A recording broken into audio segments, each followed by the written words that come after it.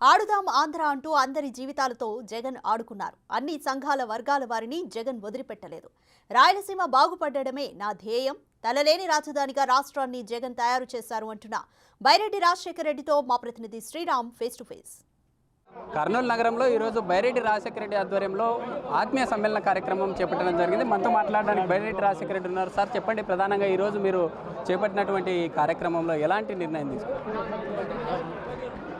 నిర్ణయం ఏముంది, జగన్మోహన్ రెడ్డిని పడగొట్టాలా, ఈ అరాచక పాలనను అంతం చేయాలి, ఈ ఆంధ్రప్రదేశ్ను మళ్ళీ తిరిగి ఇంతకుముందు ఉన్నటువంటి ఆంధ్రప్రదేశ్గా దీన్ని తీర్చిదిద్దాలి. ఈయన అన్ని రంగాలలో నాశనం చేశాడు, అందరితో ఆటలాడుతున్నాడు. వాస్తవమే, ఆడదాం ఆంధ్ర అన్నటువంటిది నిజమే. అందరితో చెలగాటం ఆడాడు. ఆట కాదు, చెలగాటం.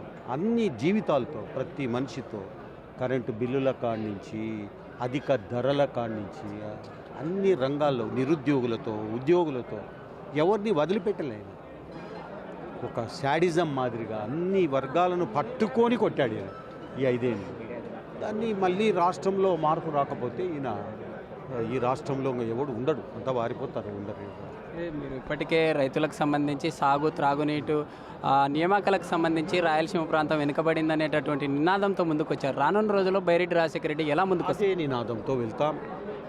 నీళ్లు, నిధులు, నియామకాల మీదనే రాయలసీమకు న్యాయం జరిగే విధంగానే చివరి మరి శ్వాస వరకు కూడా ఆ నినాదంతోనే ముందుకెళ్తాం. రాయలసీమ బాగుపడేదే మాకు కావాలి.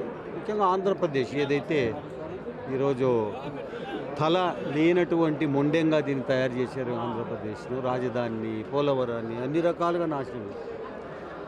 దీనికి జీవం పోయాల్సినటువంటి అవసరం. ఇది నిర్జీవంగా తయారైనటువంటి ఆంధ్రప్రదేశ్, దీన్ని జీవం పోసి మళ్ళీ పూర్వ వైభవాన్ని తీసుకురావాల్సినటువంటి అవసరం.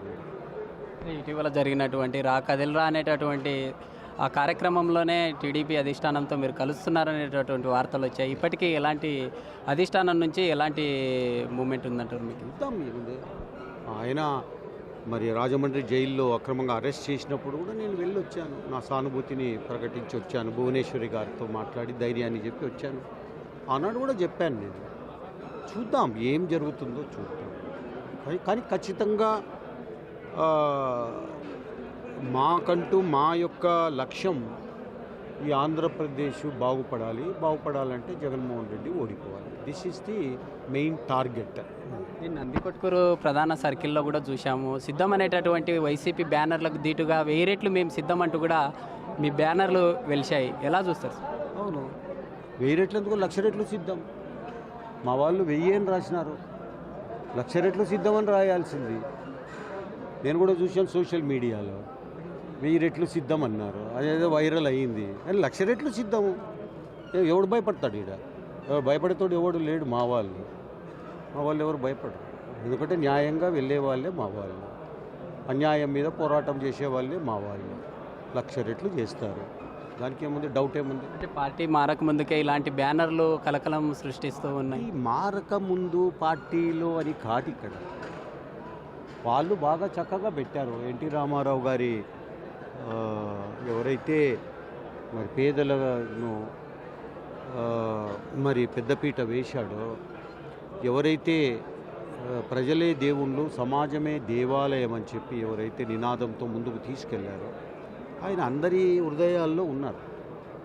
ఆయన ఫోటో పెట్టి, నా ఫోటో పెట్టి 1000 రెట్లు సిద్ధమని రాయడంలో తప్పేముంది? తప్పేం లేదు. అటు కార్యకర్తలు చేసినటువంటిది అది. వాళ్ళు సిద్ధమని పెడితే ఎందుకు ఊరుకుంటారు వీళ్ళు? దేనికి సిద్ధం నువ్వు? పనికిమాలిన మందు దాపేదానికి సిద్ధమా, లేకపోతే ఇసుక దందా చేసేదానికి సిద్ధమా, భూ కబ్జాలు చేసేదానికి సిద్ధమా, లేకపోతే అక్రమ అరెస్టులు చేసేదానికి సిద్ధమా, డిఎస్సి ప్రకటించను అనేదానికి సిద్ధమా, లేక ప్రాజెక్టులన్నీ పోగొట్టిన దానికి సిద్ధమా, నీళ్లు లేకుండా చేసేదానికి సిద్ధమా? నువ్వు దేనికి సిద్ధం? అందుకే మేము మామూలుగా ఒకటే కదా, నువ్వు తొడగొడితే ఇంకోటి తొడగొడతాడు, నువ్వు ఊరుకుంటే ఊరుకుంటాడు, నువ్వు మీసం తిప్పితే ఇంకోటి కూడా మీసం తిప్పుతాడు. అది జరిగింది. అంటే రానున్న రోజుల్లో ఖచ్చితంగా గెలుపు దిశగా ముందుకెళ్తాము. అయితే ఇప్పటికే ఉన్నటువంటి వైసీపీ పాలనకు సంబంధించి ఎలాంటి అరాచకాలు చేసిందనే దాని మీద మేము ఫైట్ చేస్తూ ఉన్నాము. అయితే రానున్న రోజుల్లో కూడా త్రాగునీటి అనేటటువంటి సమస్యల మీద రాయలసీమ సంబంధించినటువంటి జిల్లాల్లో ఖచ్చితంగా తమ పోరాటం ఉంటుందంటూ కూడా తెలుపుతున్న పరిస్థితి. అయితే రానున్న రోజుల్లో కూడా తెలుగుదేశం పార్టీ అవకాశం ఇస్తే ఖచ్చితంగా ముందుకెళ్తామంటూ కూడా తెలుపుతున్న పరిస్థితి. వీడియో జర్నలిస్ట్ నగేష్తో శ్రీరామ్, బిగ్ టీవీ, కర్నూలు.